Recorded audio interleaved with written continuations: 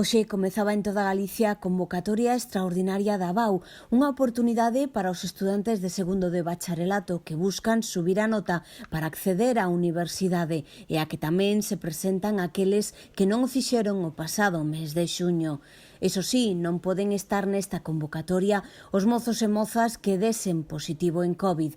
A Comisión Interuniversitaria de Galicia non contempla ningunha alternativa para eles, o que causou numerosas queixas entre os estudiantes contaxiados e as súas familias.